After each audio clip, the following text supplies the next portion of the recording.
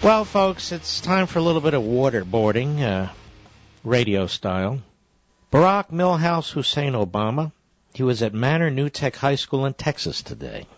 He was not talking about Benghazi. He was talking about, well, I'll let you listen. Cut one, go. Every once in a while, I'm going to need your help to lean on your elected representatives and say, hey, let's do something about this. Even if you don't like it politically, if it's a good idea, let's go ahead and support it. So sometimes I'm going to need constituents to pressure their members of Congress to do the right thing. But where I can, I'm just going to go ahead and take action on my own. Stop. There we go. There's that little Mussolini, that, what?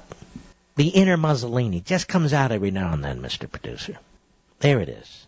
Hey, look, pressure your members of Congress to do the right thing, a.k.a. what I tell them to do. And if they don't genuflect and do what I insist, well, then, I'm going to go ahead and take action on my own. And I look at our Constitution, I say, really? Where's that? Let's continue, shall we? Go. Including some executive actions that I'm taking today that I'm convinced will spur innovation and help businesses create more jobs. And we all know that's what Obama's all about, spurring innovation and helping business create jobs. That's what he's all about, folks. So if Congress won't help him, he'll just do it himself. Yes. And they accuse us of nullification. Here's a man who completely dismisses the Constitution and separation of powers. He's the biggest nullifier who's ever been in the Oval Office. That's right, I said it. But he wasn't done at the Manor New Tech High School. Is this a public high school? I mean, are presidents able to go into public high schools and say, hey, lobby Congress for what I want? I thought you weren't allowed to do that sort of stuff. But then again, he's imperial. He can do whatever he wants. Cut two, go. You might not know this because if you listen to all the doom and gloom in Washington and Stop. He is Mr. Doom and Gloom. He's always talking doom and gloom. Except, of course, when he's lying about his record, then it's really cool. Go ahead. You might not know this because if you listen to all the doom and gloom in Washington and politics and you're watching cable TV, sometimes you might get kind of thinking nothing's going right. Stop.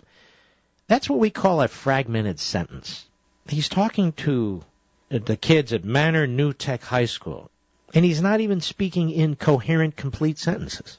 I just thought I'd point that out. Any English teachers out there? Any Spanish teachers out there? Go ahead. The truth is there's a lot of reasons for us to feel optimistic about where we're headed as a country. Stop. Yes. What are there, 3.5 years left in your term? At least it's not 4. Go ahead. Especially after all the tough times that we've been through over the last several years.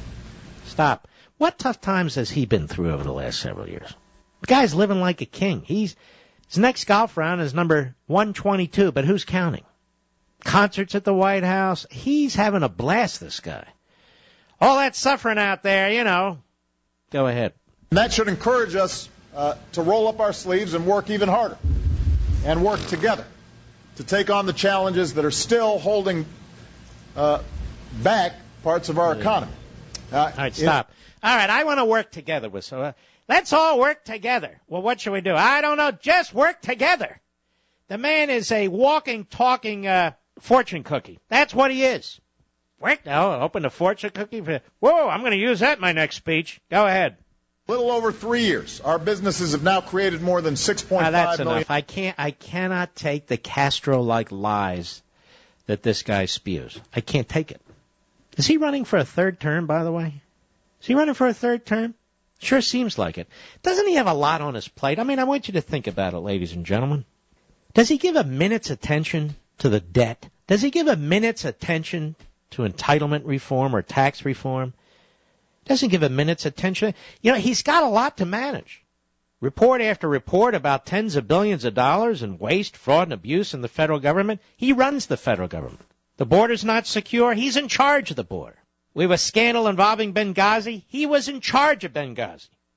Hey, what's with all the doom and gloom out here? I'm having a grand old time. Matter of fact, next week we're going to have a really cool concert. You're not invited, but don't worry, we'll put it on the web. Let's move to cut 3, Mr. Producer. Cut 3, the president of Manor New Tech High School in Texas. Go. Our housing market is healing. All right, that's enough. Let's go to cut 4. Go. we've got to start educating. That's enough. All right, we've been through the Obama cuts, and I've had enough of him. Now we have Pelosi at a press briefing today. Cut 5, go. Every year for the past few years. All right, that's enough for her. Now we have Congresswoman Janice Hahn, Democrat, California. Go. It's an interesting... All right, that's enough for her. Now we have John Boehner at a press conference today. Cut 7, go. We learned that on... That's enough for him. Cut 8, go. We also know that... That's enough for him. All right. I've done my duty, ladies and gentlemen. I've had enough of the hot air, if you don't mind.